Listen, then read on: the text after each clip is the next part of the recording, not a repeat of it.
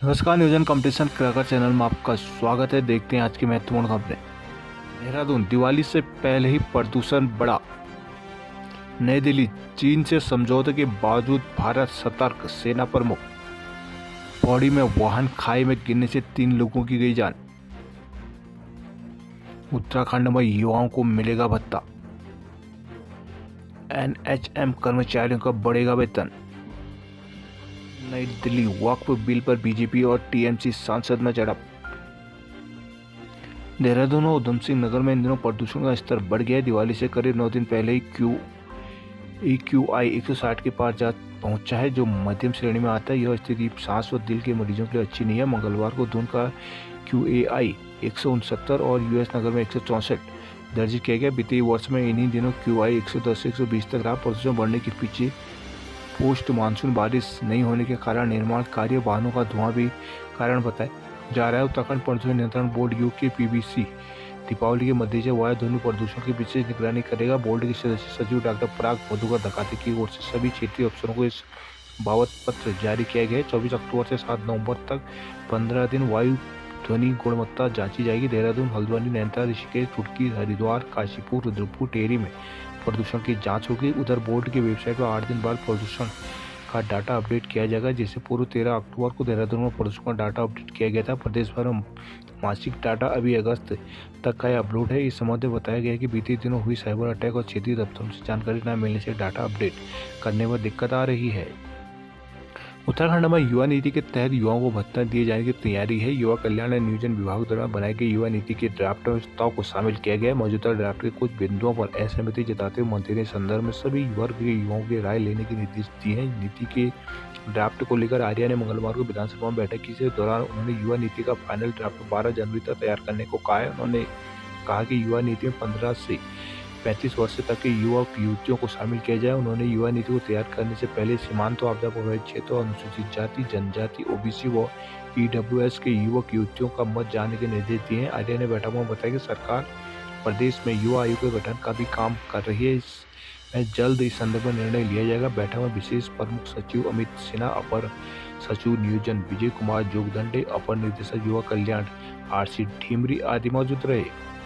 उत्तराखंड के अस्पतालों और CMO के दफ्तरों में राष्ट्रीय स्वास्थ्य मिशन NHM के तहत कार्यरत कर्मचारियों का वेतन बढ़ाया जाएगा। वेतन बढ़ोतरी का लाभ नर्सिंग, पैरामेडिकल, फार्मेसी से लेकर चतुर्थ श्रेणी कर्मियों तक को मिलेगा। NHM के तहत राज्य के विभिन्न अस्पतालों में, कार्यालयों में अनेक पदों पर 5000 से अधिक कर्मचारी तैनात है। अलग अलग समय में तैनात हुए कर्मचारियों के मानदेय में काफी अंतर था। कर्मचारियों की मांग पर स्वास्थ्य मंत्री डॉक्टर धन सिंह रावत ने NHM के अफसरों के संदर्भ में प्रस्ताव तैयार करने के निर्देश दिए थे। इस पर जब NHM की ओर से कर्मचारियों को वेतन बढ़ाने का प्रस्ताव तैयार कर लिया गया है। इस प्रस्ताव को उत्तराखंड स्वास्थ्य परिवार कल्याण समिति की गवर्निंग बॉडी से भी मंजूरी मिल गई। अब जल्दी NHM की ओर से संदर्भ में आदेश आ जाएगा। राज्य के अस्पताल में NHM के तहत कर्मचारियों को 12 से 15,000 तक वेतन मिल रहा है, लेकिन अब टेक्नीशियन को न्यूनतम 20,000 का वेतन दिया जाएगा। इसी तरह फार्मेसी, पैरामेडिकल अलग शहरों में 1,000 रुपये से लेकर 4,000 रुपये तक के वेतन बढ़ाने का निर्णय लिया गया है। NHM के तहत स्वास्थ्य विभाग में चतुर्थ श्रेणी के पदों पर तैनात कर्मचारियों को भी न्यूनतम 15,000 वेतन दिया जाएगा। चतुर्थ श्रेणी के पदों पर अभी तक वेतन काफी विसंगति बनी हुई थी। देहरादून, उपनल कर्मियों के मामले में रिव्यू याचिका दायर करने को मंजूरी। उपनल कर्मचारी के मामले में प्रदेश सरकार सुप्रीम कोर्ट द्वारा 15 अक्टूबर को दिए फैसले के विरुद्ध पुनर्विचार याचिका दायर कर सकेगी। सरकार ने न्याय विभाग के परामर्श के बाद यह निर्णय लिया है। मालूम होगा बीते रोज भी शासन के उच्च अधिकारियों ने सैनिक कल्याण सचिव दिपेंद्र चौधरी व अन्य अफसरों के साथ इस मुद्दे को लेकर विचार विमर्श किया था। इस दौरान इस मामले में रिव्यू दाखिल करने पर ही सहमति बनी थी। मंगलवार को न्याय विभाग से मंजूरी मिलती सैनिक कल्याण विभाग ने उपनल के MD ब्रिगेडियर JNS बिष्ट सेवानिवृत्त को इस मामले में आगे कार्रवाई करने के निर्देश दिए हैं। इस केस के लिए AOR अभिषेक आत्रे को अधिकृत किया गया है। राज्य कर्मियों को दिवाली से पहले मिलेगा बोनस और DA। प्रदेश के करीब 1,65,000 कर्मचारियों को दिवाली से पहले बोनस मिल जाएगा। दूसरी तरफ केंद्र सरकार के तर्ज पर राज्य कर्मचारियों को DA का लाभ मिलने की भी उम्मीद है। सरकार के कर्मचारियों को दिवाली की खुशगवार बनाने के लिए तैयारी शुरू कर दी गई है। सूत्रों के अनुसार बोनस की फाइल मुख्यमंत्री कार्यालय भेज दी गई, जबकि DA पर भी कार्रवाई अंतिम दौर पर है। मालूम हो बोनस का लाभ 48,000 ग्रेड पे में आने वाले करीब 1.25 लाख कर्मचारियों को मिलेगा, जबकि DA के दायरे में 1.65 लाख कर्मचारी आएंगे। उत्तराखंड सचिवालय संघ ने 5400 तक ग्रेड पे करने वाले अराजपत्रित कर्मचारियों को दिवाली बोनस का लाभ देने की मांग की है। मंगलवार को सचिवालय मुख्यमंत्री धामी को ज्ञापन सौंपते हुए दिवाली से पहले बोनस और वेतन भुगतान सुनिश्चित करने पर भी जोर दिया। सचिवालय संघ अध्यक्ष सुनील लखेड़ा और महासचिव राकेश जोशी ने कहा कि 31 अक्टूबर को दिवाली अवकाश घोषित किया जाए, वेतन पर भी दिवाली से पहले भुगतान हो। टिहरी में मेडिकल कॉलेज को मिली मंजूरी। सड़क मरम्मत पर लापरवाही बर्दाश्त नहीं, पुष्कर धामी। पंचायतों के कार्यकाल पर मुख्यमंत्री को सौंपी रिपोर्ट। पंचायतों के कार्यकाल को लेकर संशय जल्द दूर होने जा रहा है। मंगलवार को सचिव ने इस बाबत मुख्यमंत्री पुष्कर सिंह धामी को रिपोर्ट सौंप दी है।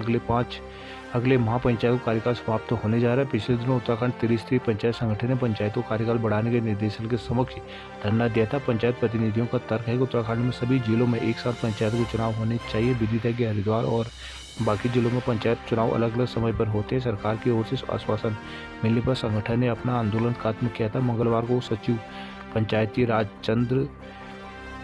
चंद्रेश यादव ने मुख्यमंत्री को रिपोर्ट सौंप दी। रिपोर्ट में क्या सिफारिश की गई इसे गोपनीय रखा गया। सूत्रों के अनुसार कार्यकाल बढ़ाया जाना मुश्किल है। उधर ग्राम पंचायत संगठन के प्रदेश अध्यक्ष भास्कर संबल का कहना है कि इससे पहले झारखंड और मध्य प्रदेश में पंचायतों का कार्यकाल बढ़ चुका है। पंचायतों में प्रशासक की बजाय प्रशासनिक समितियां गठन कर कार्यकाल बढ़ाया जा सकता है।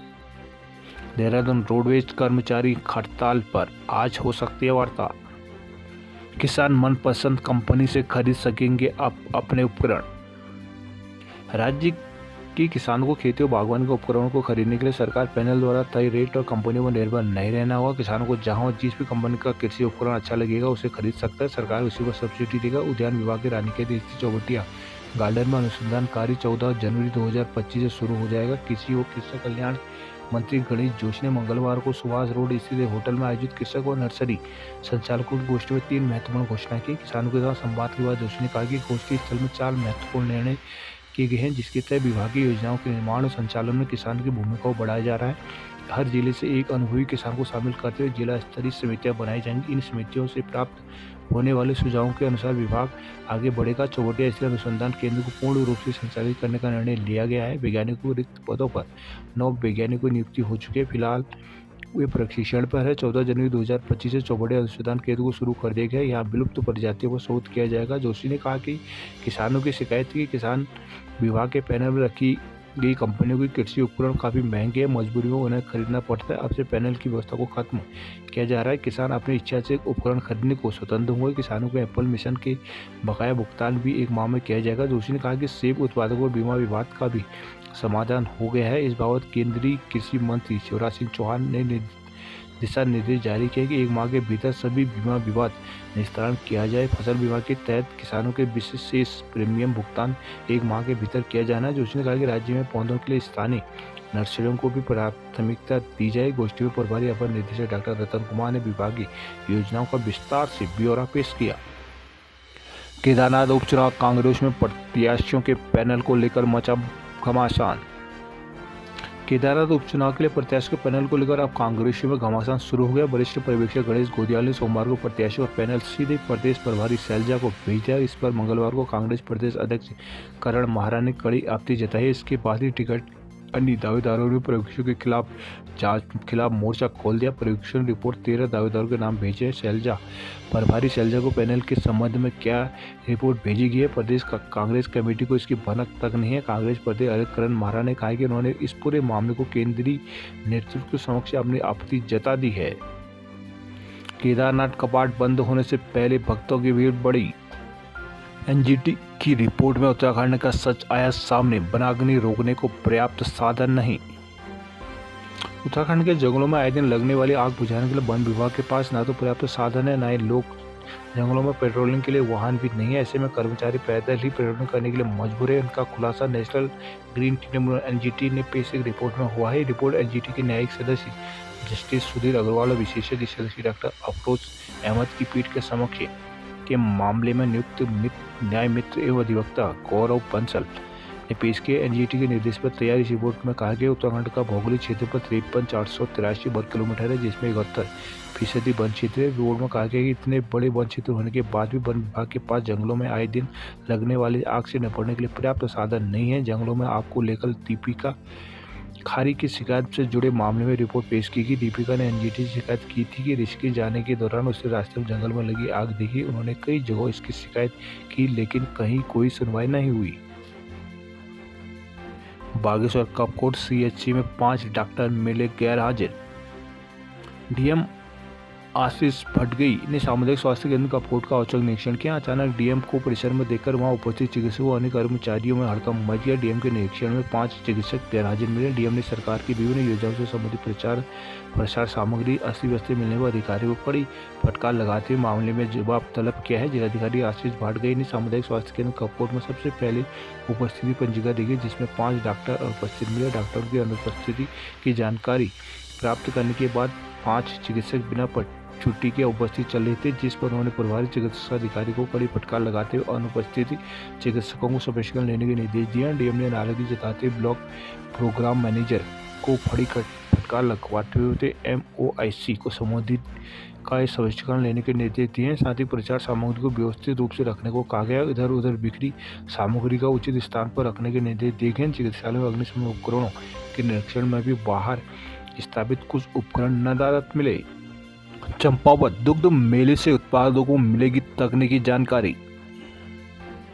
चंपावत घटोत्कच मंदिर परिसर में मंगलवार को आंचल दूध उत्पादक मेला शुरू हुआ। पहली बार आयोजित मेले का शुभारंभ करते हुए जिला पंचायत ज्योति राय ने कहा कि मेले से उत्पादकों को तकनीक और विपणन की जानकारी मिलेगी। मेले में दुग्ध प्रदर्शनी, पशु प्रदर्शनी, शैक्षिक प्रतियोगिता, बहुउद्देशीय शिविर, पशु प्रदर्शनी के साथ सांस्कृतिक कार्यक्रम घोषित किए गए। मेले में पहुंचे डीएम नवनीत पांडे ने कहा कि मेले से उत्पादकों को अधिक दूध उपार्जन करने में मदद मिलेगी। दुग्ध संघ प्रबंधक पुष्कर सिंह नगरकोटी ने बताया कि जिले में आंचल दुग्ध उत्पादक मेले का आयोजन पहली बार किया जा रहा है। प्रदेश में 6 जिलों में मेले का आयोजन हो रहा है, जिसका मकसद कृषि, बागवानी, मत्स्य, पशुपालक, दुग्ध उत्पादकों को प्रेरित करना है। विधायक प्रतिनिधि प्रकाश तिवारी ने भी विचार रखे। लोक कला दर्पण कला केंद्र लोहाघाट के कलाकारों ने रंगारंग कार्यक्रम पेश किए। इस मौके पर हुए निबंध और चित्रकला प्रतियोगिता के विजेताओं को भी पुरस्कृत किया गया। पिथौरागढ़ के मुवानी में रुई नाथल गंगोरा सेरा के रहने वाले 39 वर्षीय राजेंद्र सिंह बोरा ने राष्ट्रीय पैरा स्विमिंग प्रतियोगिता में शानदार प्रदर्शन करते हुए रजत पदक जीता है। गोवा में प्रतियोगिता में 100 मीटर की फ्री स्टाइल वर्ग में उन्होंने करीब 1 मिनट 19 सेकंड में लक्ष्य हासिल किया। खास बात यह है कि पिथौरागढ़ के चंदू चैंपियन राजेंद्र ने पहाड़ की रामगंगा नदी में तैराकी सीख उपलब्धि हासिल की है। चंदू चैंपियन फिल्म के हीरो ने भी इसी तरह पदक जीता था। उनकी उपलब्धि से सीमांत के खेल प्रेमियों में खुशी की लहर है। पैरों से दिव्यांग राजेंद्र सिंह बचपन से ही तैराकी के शौकीन थे। उनमें कुछ कर गुजरने का जज्बा बचपन से ही था। वो अक्सर गांव के ही समीप बहने वाली रामगंगा नदी में तैराकी करते। इसके उनके इस हुनर को एक दिन पूर्व जिला पंचायत सदस्य जगदीश कुमार ने देखा तो वो हैरान रह गए। जगदीश बताते कि उन्होंने राजेंद्र को पैरा स्विमिंग की जानकारी दी थी। कुछ दिन बाद जिला मुख्यालय लेकर आए। यहाँ खेल विभाग के अधिकारियों ने भी बोरा के हुनर को पहचाना और उन्हें एक मौका दिया। बीते अक्टूबर और माह के शुरुआती दिनों के दौरान देहरादून में राज्य स्तरीय प्रतियोगिता हुई। बोरा के शानदार प्रदर्शन को देखते हुए उनका चयन 24वीं राष्ट्रीय पैरा स्विमिंग प्रतियोगिता के लिए हुआ। गोवा में बीते 19 अक्टूबर से हुई प्रतियोगिता में देश भर के पैरा तैराकों ने हिस्सा लिया था। बोरा के पदक जीतने पर जगदीप समेत कोच प्रेम कुमार, जिला क्रीड़ा अधिकारी अनुपिष्ट भाई जगदीश सिंह बोरा ने खुशी जताई है। चंपावत में टैक्सी यूनियन से जुड़े चालकों ने 24 घंटे वाहन चलाने को लेकर किया प्रदर्शन। चंपावत टर्नपुर हाईवे में 24 घंटे वाहनों की आवाजाही की मांग को लेकर मंगलवार को चंपावत में टैक्सी चालकों ने प्रदर्शन किया। चालकों का कहना था कि हाईवे में सीमित समय तक वाहनों के संचालन से उन्हें काफी नुकसान उठाना पड़ रहा है। टैक्सी यूनियन महासंघ उपाध्यक्ष अनिल मोहन भट्ट के नेतृत्व में टैक्सी संचालकों ने प्रदर्शन किया था। इस मौके में वक्ताओं ने कहा कि 1 माह से भी अधिक समय में एनएच में वाहनों की आवाजाही नई गाइडलाइन के अनुसार हो रही है। इससे टैक्सी चालकों को काफी दिक्कतों का सामना करना पड़ रहा है। रामनगर में केमिकल मिलने पर मिठाई के 3 कारखाने हुए सीज। प्रशासन खाद्य सुरक्षा विभाग को पालिका ने मंगलवार को गुलघट्टी क्षेत्र स्थित मिठाई बनाने वाले बड़े कारखानों में छापेमारी की। इस दौरान केमिकल मिलने पर 3 कारखानों को सील कर दिया गया। साथ ही अन्य के प्रपत्रों में जांच के निर्देश दिए गए। वहीं एक कारखाने में गंदगी पाई जाने और एक में कर्मचारियों को सत्यापन न कराने पर जुर्माना भी वसूला गया। एसडीएम राहुल साहा, तहसीलदार कुलदीप पांडे, सीओ भुवेंद्र सिंह भंडारी, ईओ आलोक उनियाल, खाद्य सुरक्षा अधिकारी असलम ने संयुक्त रूप से गुलरघट्टी क्षेत्र में 5 कारखानों में छापेमारी की। एसडीएम शाह ने बताया कि गुलरघट्टी क्षेत्र में स्थित एक सोहन पापड़ी कारखाना मिलकर 1 बनाने वाले कारखाने, 2 बतासे बनाने वाले कारखाने समेत 5 कारखानों में खाद्य विभाग के नियमों की अनदेखी पाई गई। 3 कारखानों में प्रतिबंधित केमिकल मौके पर पाए गए। कारखाने से सैंपल लेने के बाद उन्हें सील करने की कार्रवाई की गई। वहीं सोन पापड़ी बनाने वाले कारखाने के दस्तावेजों की जांच के आदेश खाद्य सुरक्षा अधिकारी को दिए गए। लाल को हल्दूचौड़ में सस्ते गले की दुकान के लिए फायरिंग। हल्द्वानी दलित से जमीन का सौदा तोड़ने पर कोतवाली में हंगामा।